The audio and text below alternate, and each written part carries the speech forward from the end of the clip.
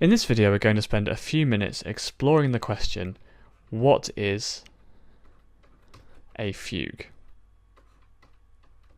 Now it might be that 5 seconds ago was the first time you've ever heard anyone say the word fugue, and that's absolutely fine, or it might be that you've come across fugues before either through listening to them or playing them and you'd like to know a little bit more.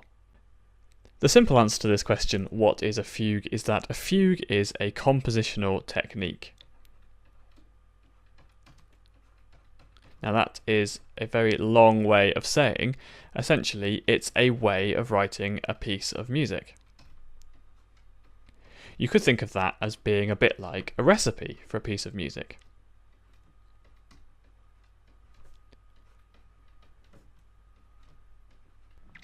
Now, just like a recipe for something like an apple pie, you're going to need two things if you want a recipe for a piece of music. You're going to need a list of ingredients, some things that we're going to put into the music, and then a method for how to make the composition come together. So how we're going to take those ingredients and turn them into a piece of music. So that's what we're going to have a look at in this video. Firstly, what we need to make a fugue, and secondly, how we put those things together and turn it into a completed piece of music. Now when it comes to a fugue, it turns out there's actually only one principal ingredient. I guess you could think of it as your apples in your apple pie. And this principal ingredient of a fugue is known as the subject. And the subject is just a little melodic idea, it's a little bit of melody that the composer is going to use again and again to help draw the musical composition together. This is an example of a subject right here, and it's taken from a fugue written by the composer J.S. Bach as a part of his collection of fugues known as the Well-Tempered Clavier. This one here is the subject of the fugue in C minor from Book 1. So it's Book 1, there's two books in the Well-Tempered Clavier, so it's Book 1 and there's one in every key, and this is the fugue in C minor, and more specifically this is the subject of the fugue in C minor. So let's just have a quick listen to this little bit of melody that's going to be the principal ingredient of this fugue.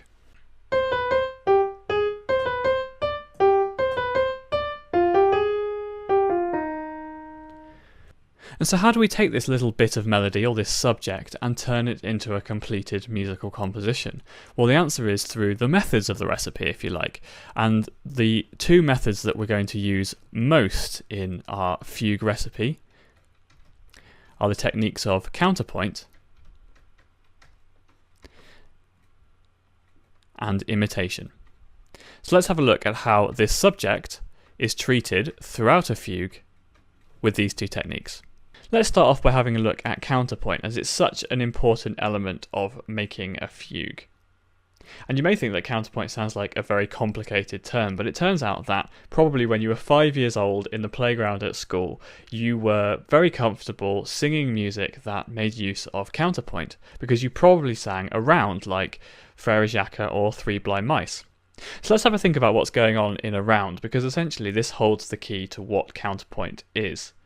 You'll remember that it's very difficult to sing a round on your own. You normally need at least one other person and probably 3, 4 or 5 people to make a round sound really good.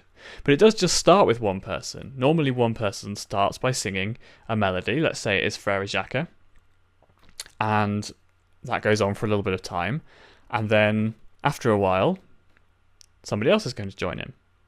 And they keep singing the same melody. They sing exactly the same melody as the first person, but just staggered a little bit. It's a little bit later, and it's a little bit behind the first person. And then after another little bit of time, somebody else is going to come along, and they are going to sing the same melody again, a little bit behind the second person, and also a lot behind the first person. And something magical happens here, because somehow, just simply through singing the same melody, but staggered in this way, we start to hear something else coming out in the music. It's not as though we agreed to produce harmonies or add chords to this music, but if we look at what's going on, say here, we'll notice that the 3 notes being sung in the 3 different voices magically come together and form an interesting chord. They form some harmony.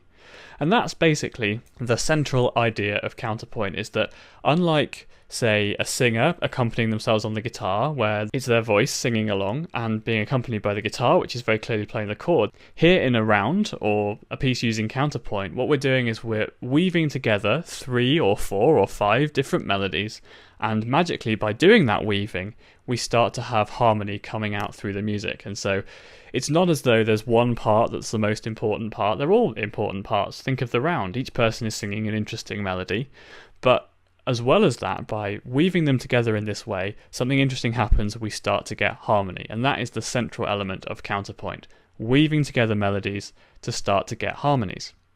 Round is also a really good example of imitation, because it's the most strict imitation we can have. Each part is exactly the same as the others.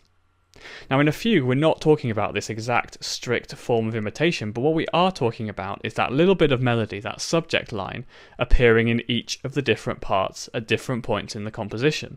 Now I could keep trying to talk about fugues all day, but it's probably better if I just show you how we bring these ingredients and these techniques together. So we're going to take a subject and turn it into a piece that makes use of counterpoint and imitation, and essentially that is our fugue. That's what a fugue does.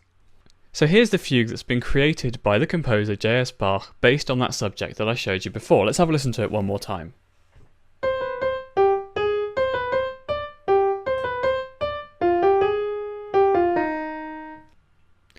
The first thing we can tell from the music is that this is a fugue in 3 parts, and we often talk about the parts of a fugue as being a bit like the voices in a choir. So I'm going to say that this fugue makes use of soprano, alto, and tenor voices. Those are our 3 distinct lines or voices that are going to be combined together through the technique of counterpoint to make this fugue come to life. And so I'd say this fugue starts with the subject appearing in the alto part. And here it is. It's kind of in an alto register. You could imagine an alto voice singing this melody quite comfortably. And nothing else is going on at the same time as this, just like in a round actually. We've got this bit of melody coming in, and there's nothing else going on in the music until this point. So we could say this is the first appearance of our subject in the music, and almost all fugues start in this way, with the subject appearing on their own. Then something interesting happens. We get to this point and the alto voice is shown in this music by the notes where the stems are going downwards. So the fact that we've got a note here with the stems pointing downwards, and then we've got other music up here where the stems are pointing upwards, that shows that's a different part. That's the soprano part which has come in.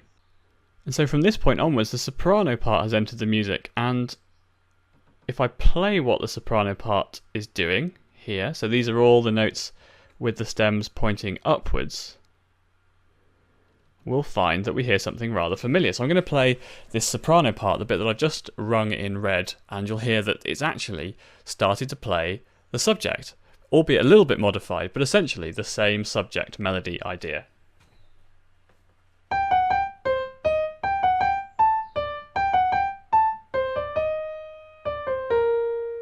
It's higher in pitch, but essentially it's got the same character and the same idea as the subject when we heard it at the beginning of the piece in the alto part.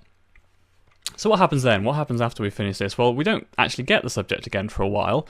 There's some stuff going on here. This is known as developmental material. We might talk about this in a future video. But if this is going to be a true fugue, making use of the 3 voices that we saw at the beginning, this A3, then we know that at some point we're going to get this subject melody appearing in a tenor part, the lowest part in the music. And lo and behold, here we are.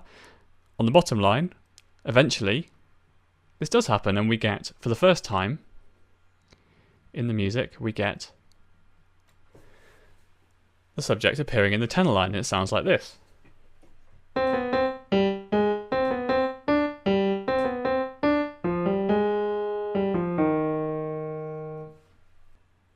And so now we've heard this subject melody appear 3 times in the music. First in the alto part, then above it in the soprano part, and finally below in the tenor part. And this is what we mean by imitation, that at different parts of the music, this subject melody will appear in each of the different voices.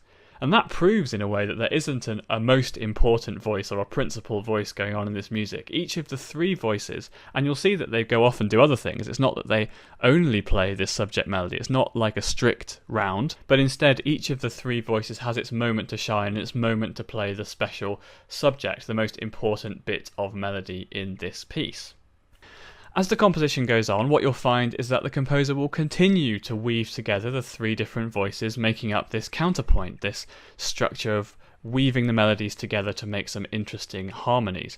And you'll also hear imitation, so you'll keep hearing that fugue subject, the little bit of melody that we found at the beginning of the piece, coming back in each of the three voices.